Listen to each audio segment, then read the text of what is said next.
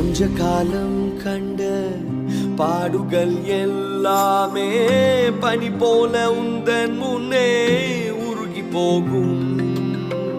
கொஞ்ச காலம் கண்ட பாடுகள் எல்லாமே பனி போல உந்தன் முன்னே உருகி போகும்.